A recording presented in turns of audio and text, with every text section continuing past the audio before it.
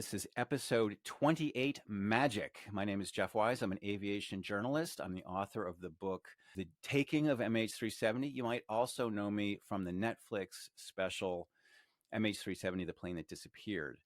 This is a special episode today because Andy is on vacation. For the first time, I'm helming this podcast by myself, which is a little scary. So cut me some slack, please. We'll see how it goes. So apart from that, I'm really excited for today's episode to be talking about really two things that I'm really interested in. One is brand new, and one is an old favorite. The new one has to do with a viral YouTube video that just dropped about a week ago, and it's gotten 2 million viewers already. So this is really having an influence on the discourse. It's by a very popular podcaster named Mentor Pilot, and it involves a new technology called Whisper, WSPR. A lot of listeners and viewers have been asking me about it, so we're going to dive into it a little bit today. First, we're going to talk about a topic I've been fascinated by for years, and that's the topic of stage magic and what it can possibly tell us about the mystery of MH370.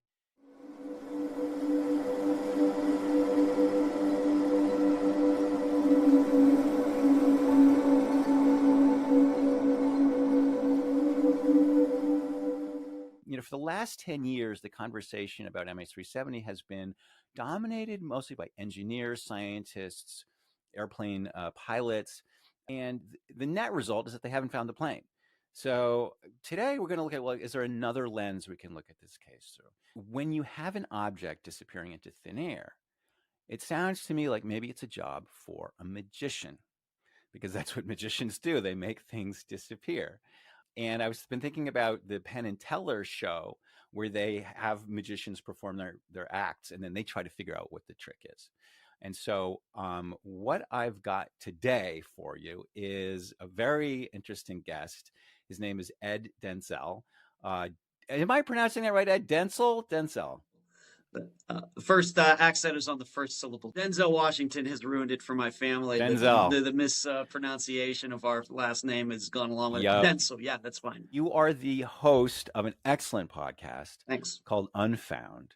And we'll put a link in the show notes. Thank you. But you have examined hundreds of mysterious disappearances, mostly missing persons, right? Missing people, yes. I've covered missing of 2 jets, including Flight 370. The other one was from Africa in 2003.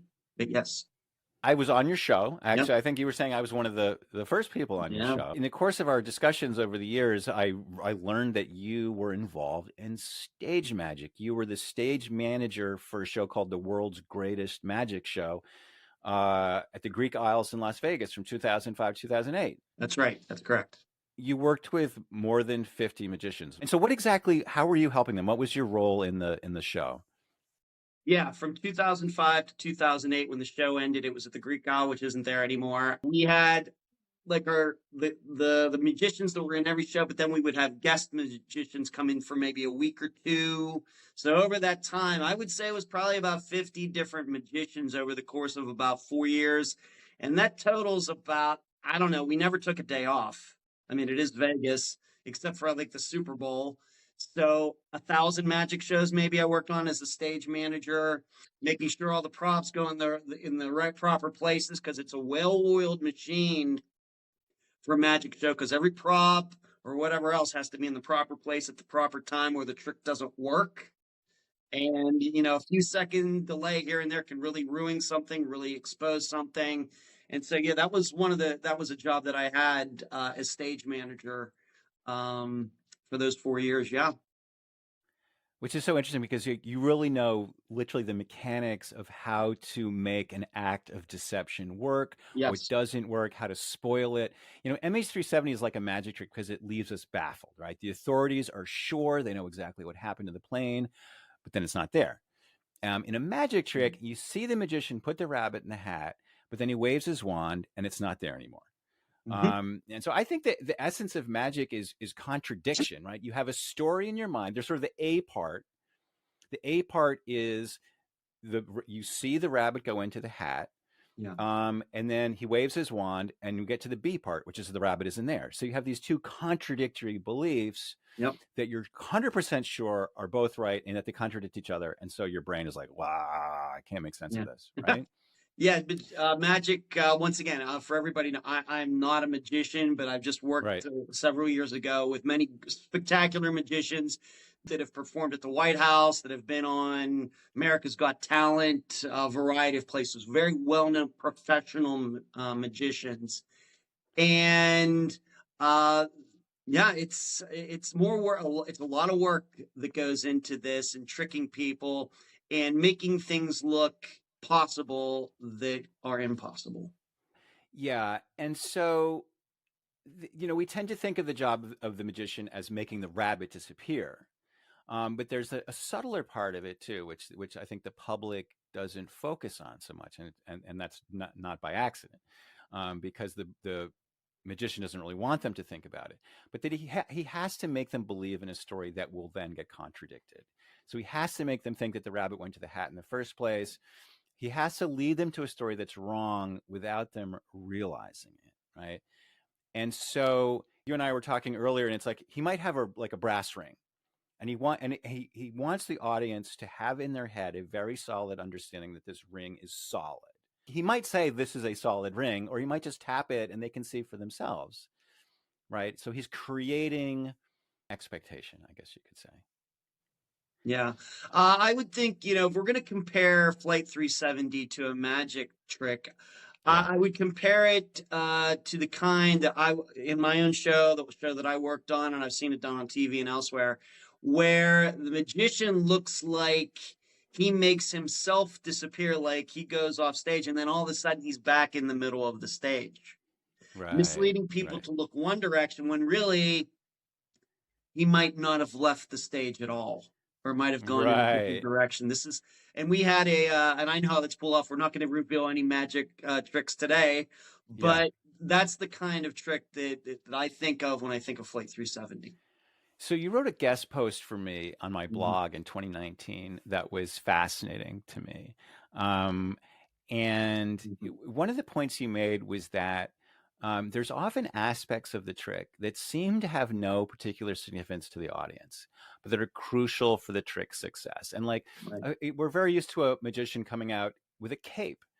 And we thought, oh, he's a magician. He wears a cape, like no big deal. He's just being theatrical. Maybe he's like referencing the 19th century. Yes. But actually, the cape is crucial because, like, if he was just doing it in like a form-fitting, tank top, he wouldn't be able to Right. hide the things that he's doing, right? Right. Um, and you were telling me about David. I think David.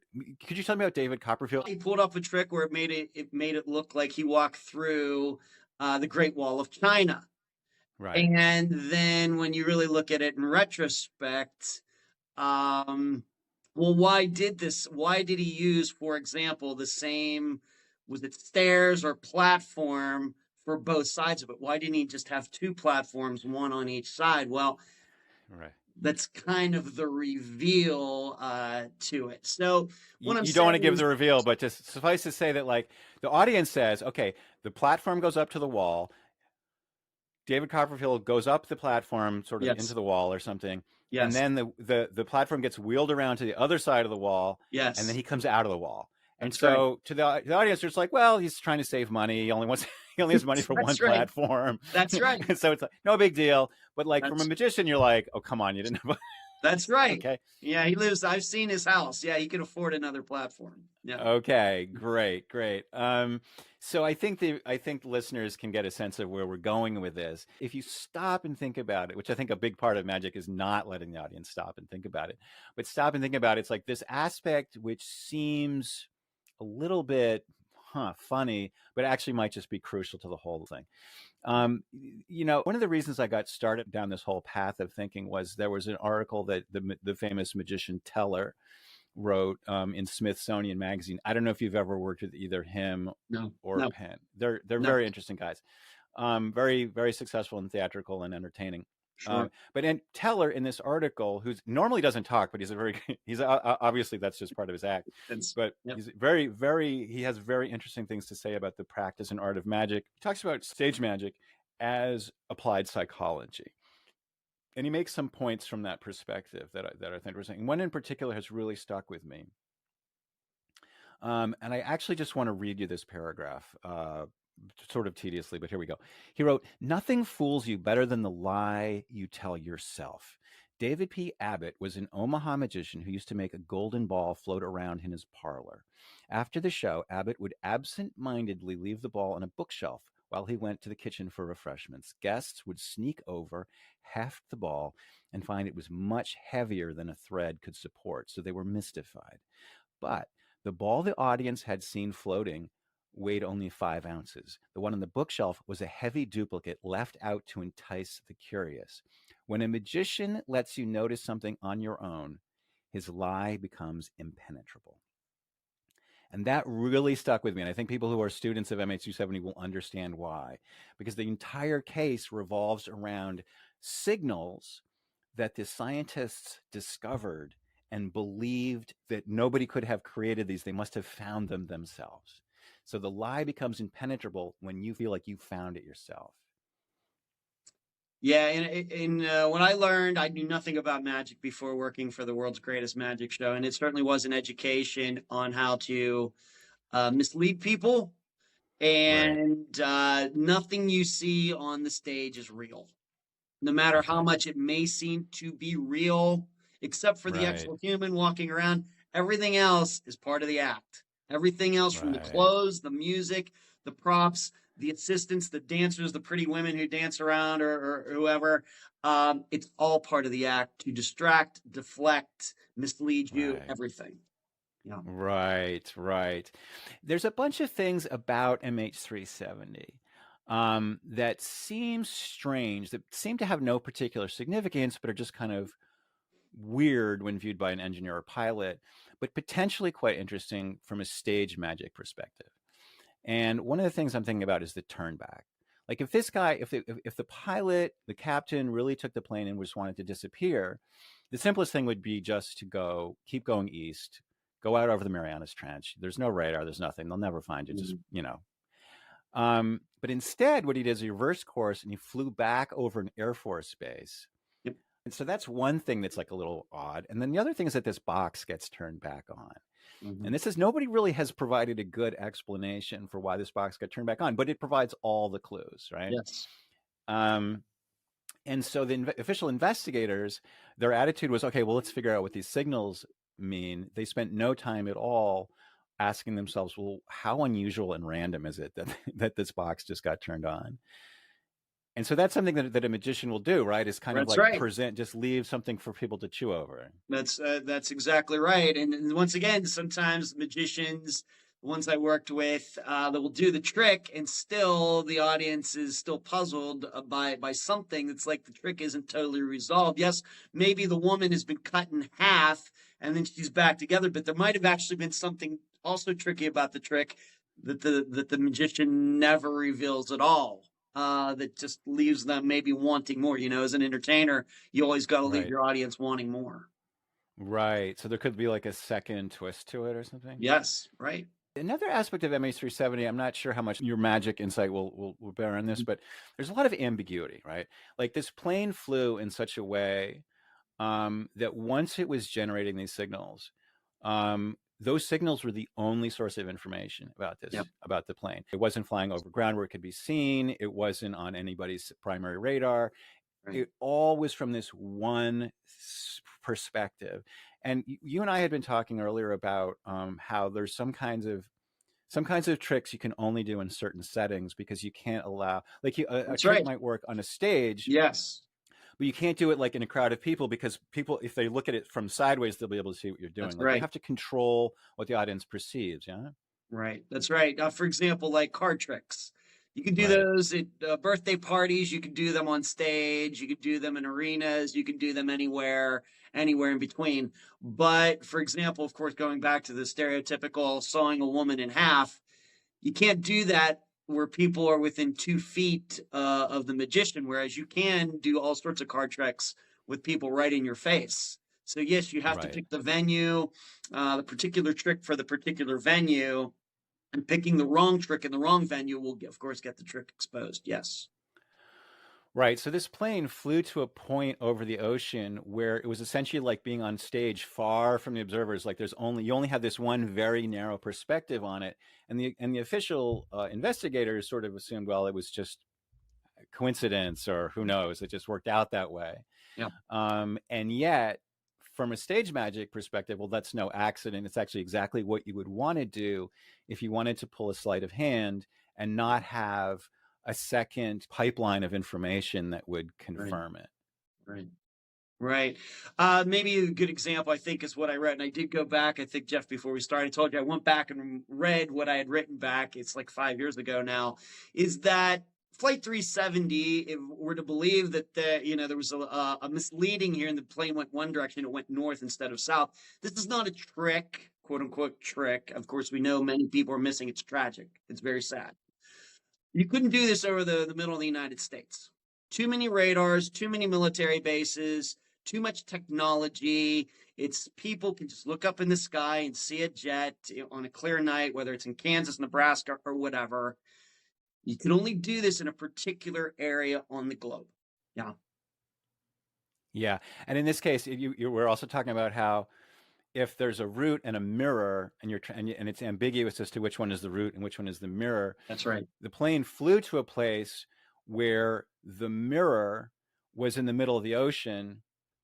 If it had been over the middle of Australia or in the middle of Singapore or Tokyo, then the whole thing wouldn't have worked. The trick had to start from a place where there was an ambiguity in the right. And it's interesting you bring up mirror, because mirrors are usually something that magicians use quite often more than the public realizes. And guess what? Wow. The mirror is usually what hides the trick.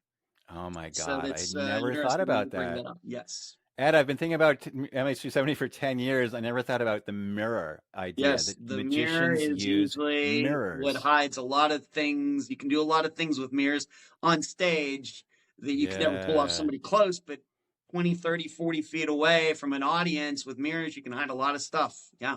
That's amazing. And again, it has to be from far enough away that they can't tell that there's a mirror there. I guess what I would also say regarding the pings, the BTO and BFO data and the pings and the handshakes and everything, all of that stuff is a lot easier to be faked than a jet, than seeing a jet or something. Anybody could probably fake signals. We don't have Radio Shacks anymore, but if we, order the parts from Amazon or wherever online, you can fake all sorts of signals. It's not difficult. No, exactly. But try to build a Boeing 777. Yeah, it's not so easy.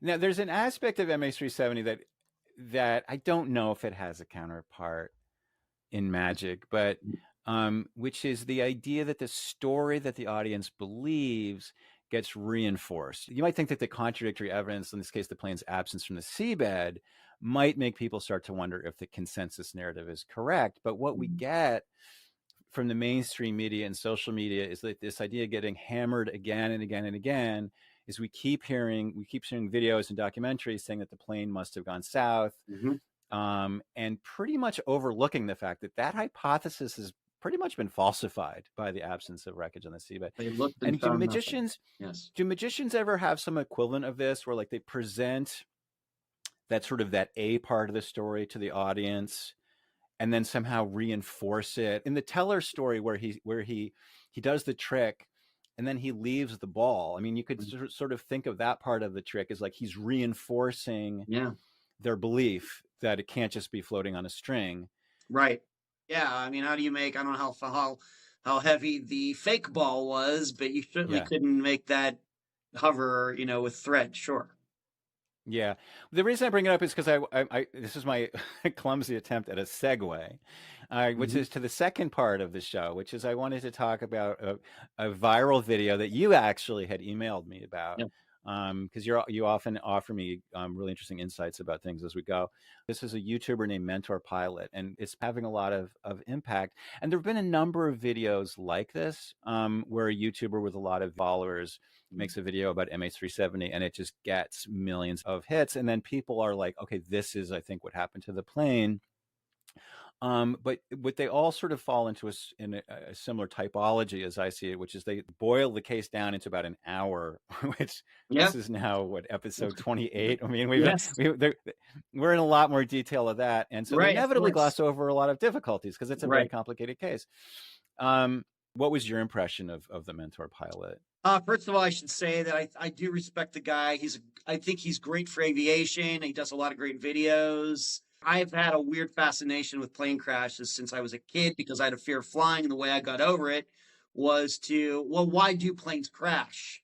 And learning why planes crash actually helped me understand how rare it is and how all the Swiss cheese model of probability and all of that. So I think this guy, I have deep respect for this guy. I've been watching this channel maybe 5 or 6 years or something like that. So I have deep respect for him. But I would say also that he seemed a little bit out of his depth regarding covering this. And it felt more like, well, I have to do this hour video. So what are just the high points that I need to hit?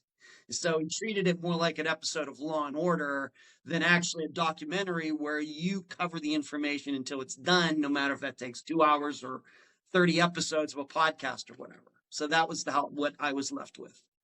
That's interesting. He himself, you know better than me because you've been watching him for years, but Mm. he is like a check captain Yeah, for an airline. He's like a very experienced absolutely. captain.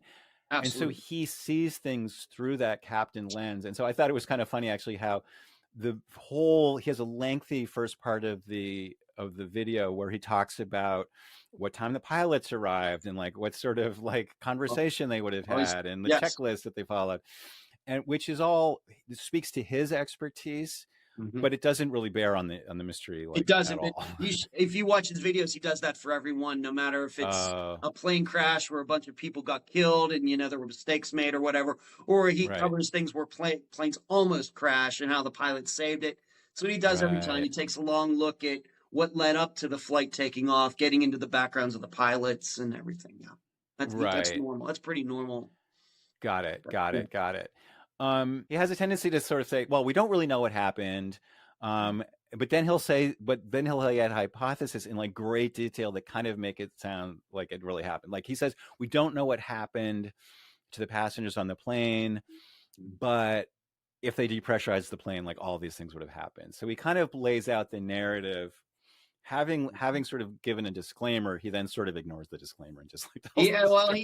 at the Yeah. beginning of it, he goes, "This is way more theorizing than I ever want to do," and it's true. And once Right. again, having watched hundreds of his videos, maybe it's true. He did a way more theorizing in it, but I would say that in the end, I don't think it did much.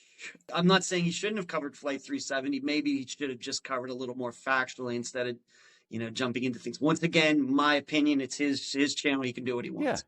Sure. But there's two parts that I really wanted to shine a light on today. One of them is a sort of a hypothesis that has been floated by others. The 777 is an all-electric plane. Like all of the flight surfaces are controlled by, the electrical system. There's a couple of direct linkages, but they're fairly minor. And so he posits that the pilot disconnected all of the electrical systems. First of all, as a pilot, he would know this might be more obvious to a 777 pilot, but this is a really, really crazy and radical thing to do to your airplane. So if you disconnect the generators and you disconnect the APU in the back of the plane, you now have no electrical power. There's like a little battery actually, but that doesn't give you much. And then this thing called the ram air turbine, drops down, and its propeller generates just enough electricity to let you control the flight surfaces, and it basically lets you see like your attitude indicator. So you're essentially flying blind. So the question is, he never addresses like, why would you do this? Like, why would you do such a radical thing? And the other thing is too is that like he does this thing that other people have done too, which is like, you imagine that all the electrical power has been cut off. He says the air conditioning must have worked because then otherwise the cockpit would have been too cold. I think he meant like HVAC or something, Right, but right. the idea is like the air conditioning must have been working. But I'm like, well, you just told us that the entire electrical power was cut to the entire plane. Like, that's what you Yeah. lose so many things that you take for granted. Right. Anyway. If we go back to talking about magic, is that planning something like this out, magicians who want to make things disappear and everything, they don't take a lot of risks. They have this all worked out beforehand and have practiced it over and over and over. And so we know that if, of course, the popular idea is that the main pilot, the head pilot on it, did something to the plane. The problem is we have no proof that he ever did any of this on his simulator, on somebody else's simulator, even read a book on what it would be like to fly like this. Well, if he never planned this, but his plan was also to ditch it in this, the Southern Indian Ocean, that seems like a risky thing to do if you really wanted to pull something off. Whereas my experience with people who want to pull things like that off is they go through all this sort of planning and everything beforehand. And so why would he take a risk like this that would not maybe get him to the point that he wanted to get to? It's a huge risk for no apparent benefit. Right. That's a really great point. Yes. But so the most notable feature of this video that I wanted to talk about with you, Ed, is the video really puts a spotlight on an idea called WSPR, WSPR. It's pronounced WSPR. It stands for Weak Signal Propagation Reporter. And what even is this? Let me just explain this a little bit. It's a protocol for ham radio operators to record the strength of signals that they receive. And so the way that ham radio works is that under certain atmospheric conditions, like a radio wave can bounce off the ionosphere and back. It bounces back and forth between the ionosphere and the surface of the Earth, and it can go like many, many thousands of miles. And so what they do is if you're part of this network, you can record the signal and you can kind of see where signals are getting to and how strong they are. I don't really know what I'm talking about here, but I think they do it so that they can like sort of plan and know, like, if I'm in Switzerland, I want to talk to Australia. Is that going to work or not? Yeah. And so there's a whole database that this guy created, and the guy who invented it, he won the Nobel Prize for work with like pulsars. It sounds like a very serious scientific thing. And there's this database that goes back for decades. And this guy's name was Joe Taylor. Okay. Joe Taylor won a Nobel Prize. And so last year, along comes a guy named Richard Godfrey, who I've mentioned before in this podcast, and I actually have a long personal history with him. He was in the independent group. So was I. He was actually part of the effort to get me thrown out. So I remember that. There's a certain controversy here. I will cop to. But he came out last year with a rather spectacular claim, which was that using science, he could use this WSPR database to figure out how MH370 was flying, basically using it as a kind of primary radar. And Mentor Pilot does this thing where he says it's all very experimental and unproven, and can't really trust it. But then he basically endorses it. He basically says, this is very promising, it's getting better and better. And this technology that Richard Godfrey has come up with, it basically tells us where we need to look. And we need to do that. We need to he basically says the entire point of this video is to apply pressure to get the search restarted for the sake of the families. Right. So Ed, the idea of WSPR is that apparently on the night that MH370 disappeared, there was some ham radio operators or some kind of transmitters operating between Switzerland and Australia. And there was a change in the magnitude of that signal that Richard Godfrey says that can tell us not only where MH370 was flying exactly, but what direction it was flying. And that is a claim that has gotten a lot of attention. There was even a BBC documentary repeating this claim. And the thing is, first of all, apparently, so Victor Ianello, who we've talked a lot about in this podcast on his website, and I'll put a link in the show notes, he looked at this claim and he's like, this is impossible.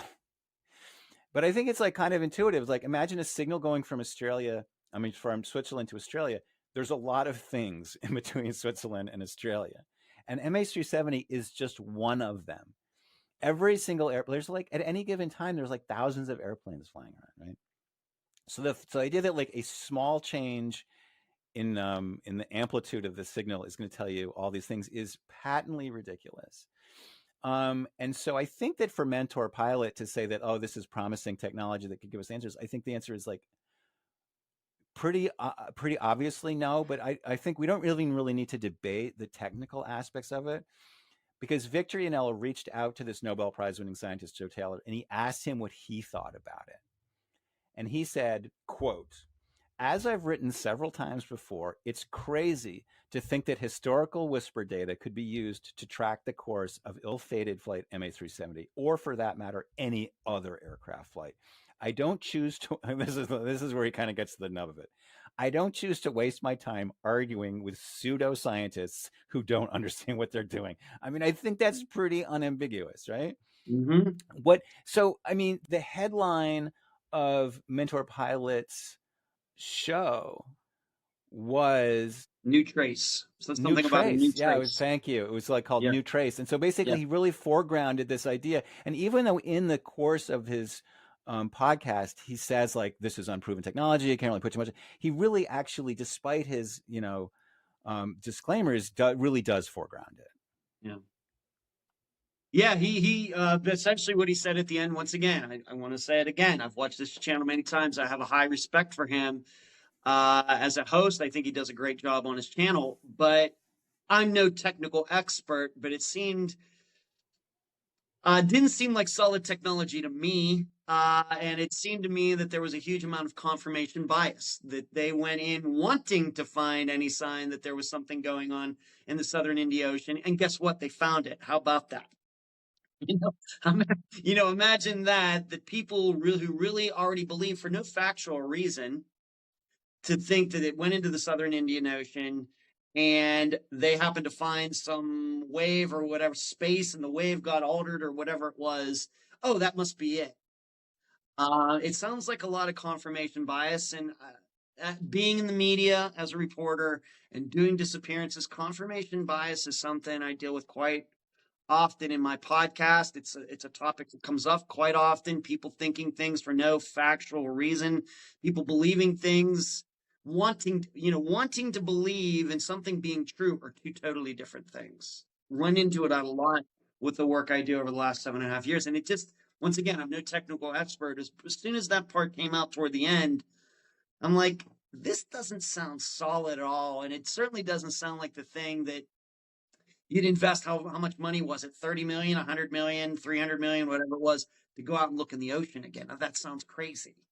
Well, I think it's more than about just the money, though, too. I mean, because you could say, well, he's suggesting an area to look.